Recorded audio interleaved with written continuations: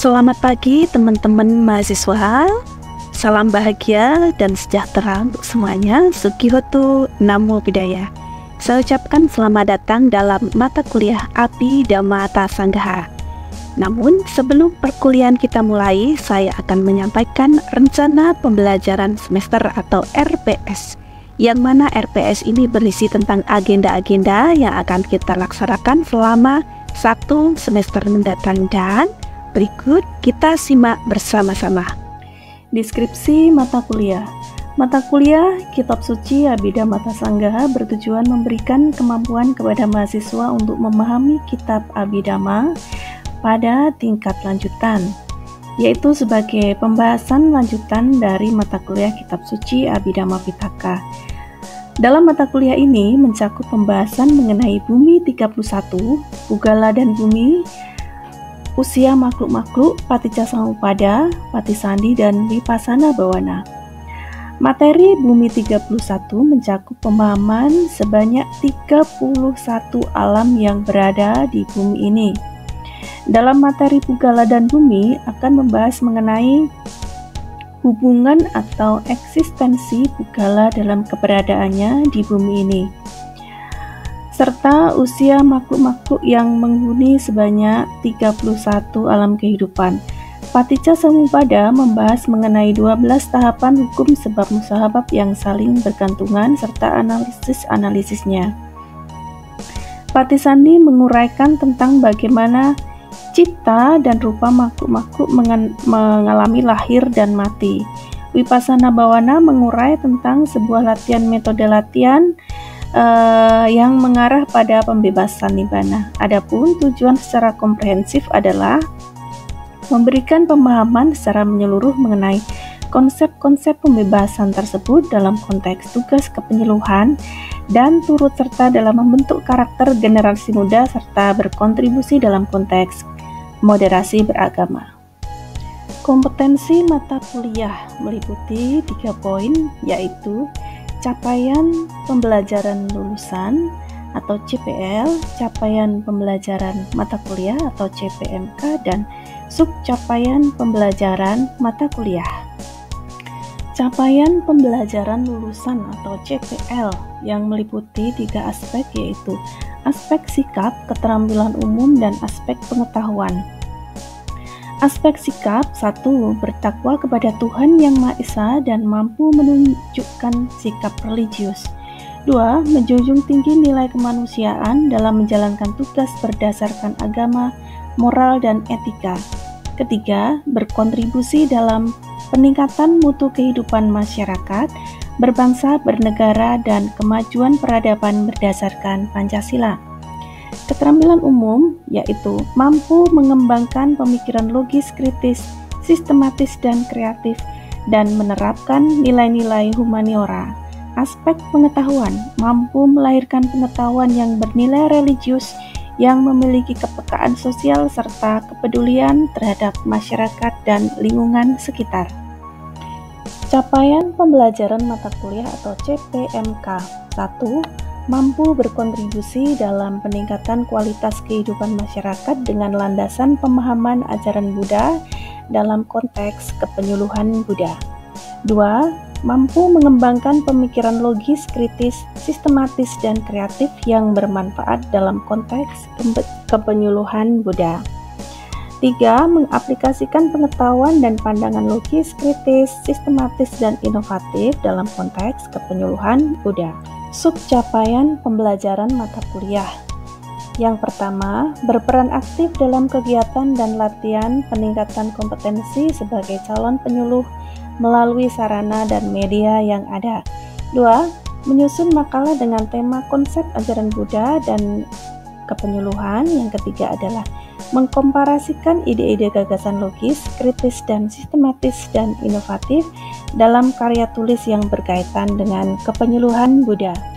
Bahan kajian dalam mata kuliah ini meliputi ruang lingkup eksistensi manusia dalam Bumi 31, kemudian tugas pembebasan manusia di alam semesta ini, dan konteks kepenyuluhan Buddha. Selanjutnya adalah mengenai bahan referensi atau sumber belajar. Jadi saya tidak membatasi teman-teman mahasiswa dalam menggunakan atau mencari sumber belajar. Teman-teman bisa menggunakan buku-buku yang ada di perpus, e-book, jurnal penelitian, artikel, website, ataupun channel YouTube yang membahas tentang materi yang sedang kita bicarakan. Alokasi waktu perkuliahan. Jadi di dalam mata kuliah ini kita ada 16 pertemuan, dimulai dari pertemuan pertama yaitu kontrak kuliah dan materi Bumi 31. Pertemuan 2, apa ya Bumi, dan pertemuan 3 kita akan diskusi tentang Kama Sugati Bumi. Pertemuan 4 kita akan bicara tentang rupa bumi dan arupa bumi. Dan pada pertemuan kelima adalah usia makhluk-makhluk. Pertemuan ke-6 kita akan belajar tentang bumi dan alam semesta. Pertemuan 7, makna pemahaman mengenai bumi dan alam semesta berkaitan dengan tugas-tugas kepenyuluhan. Pada pertemuan ke-8 kita akan melaksanakan ujian tengah semester atau UTS yang nanti teman-teman akan menyusun makalah secara individu. Pada pertemuan 9 kita akan belajar tentang pengantar konsep Paticcasamuppada, dan pada pertemuan 10 kita akan berdiskusi tentang 7 analisis dalam Paticcasamuppada. Pertemuan 11 tentang Patisadi, dan pertemuan ke-12 adalah Patisandi Citta. Pertemuan 13 materinya adalah Patisandi Rupa, dan pertemuan ke-14 adalah Vipassana Bhawana. Pada pertemuan 15 kita akan berdiskusi tentang makna pemahaman hukum-hukum Buddhis meliputi Paticcasamuppada, Patisandi, dan Vipassana Bhawana berkaitan dengan tugas-tugas kepenyuluhan.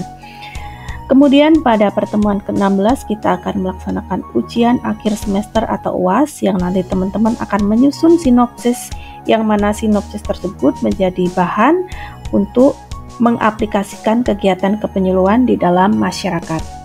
Selanjutnya adalah evaluasi proses dan produk belajar.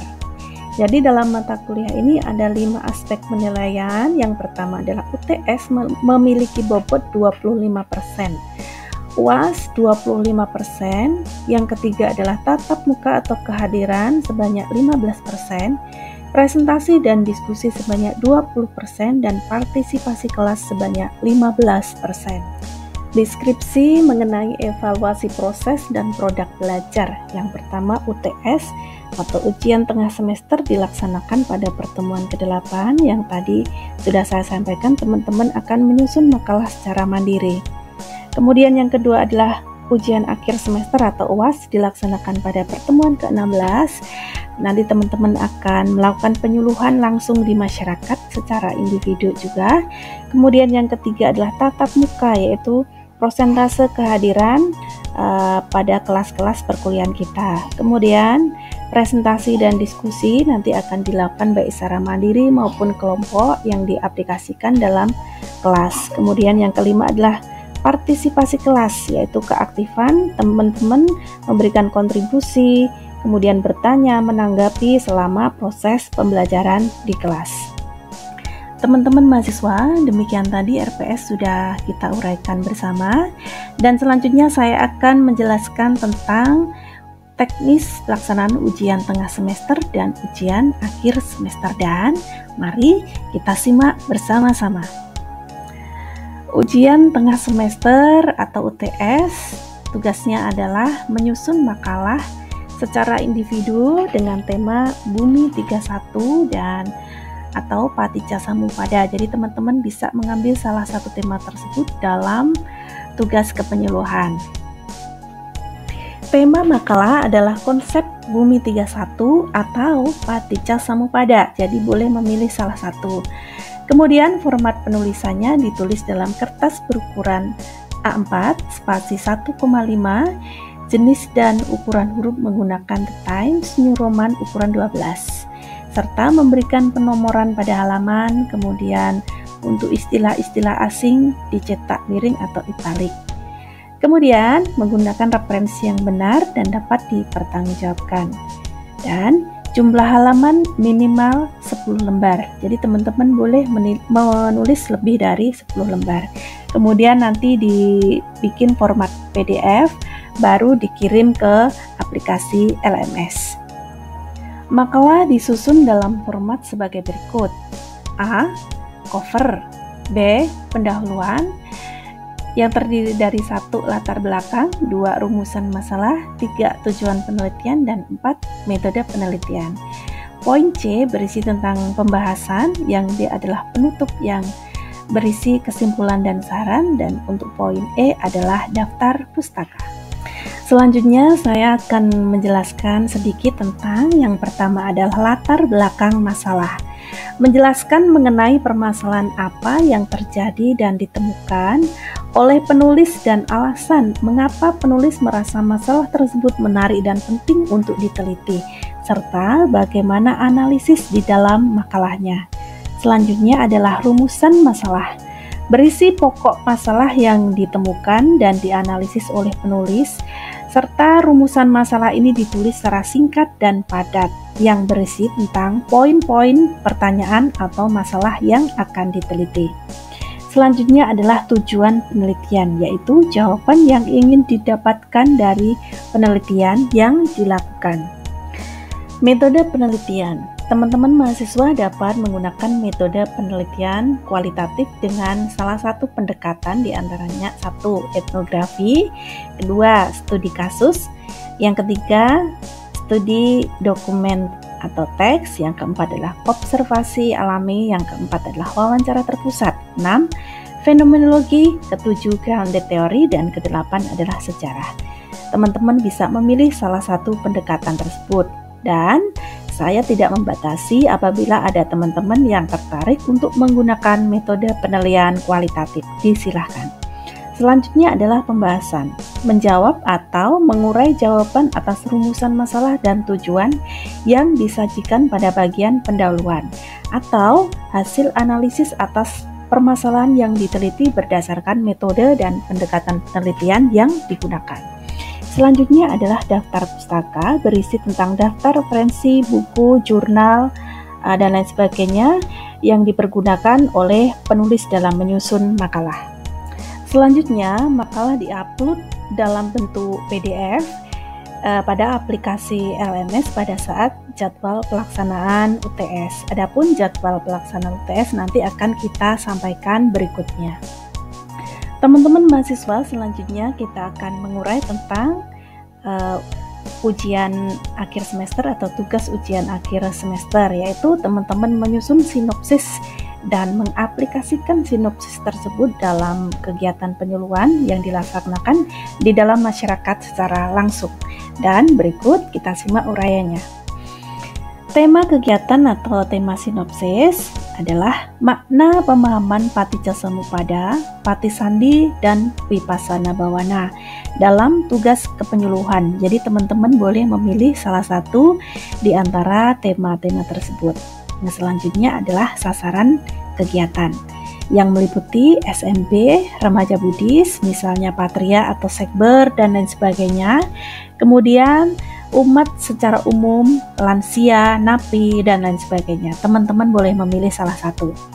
Yang selanjutnya adalah tempat. Ya, jadi tempat melaksanakan kegiatan silahkan disesuaikan dengan sasaran kegiatan. Misalnya di SMB, Damaseka, Wihara, Lapas, Panti Jompo, dan lain sebagainya.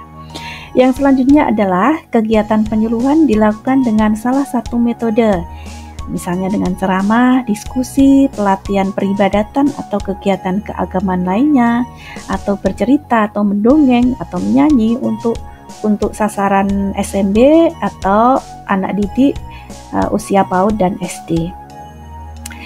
Kemudian untuk durasi pelaksanaan penyuluhan dilaksanakan dengan minimal 30 menit dan minimal 20 menit untuk sasaran SMB, usia PAUD, dan SD. Namun teman-teman boleh melaksanakan lebih dari 30 menit. Kemudian kegiatan penyuluhan dikemas dalam sebuah video reel.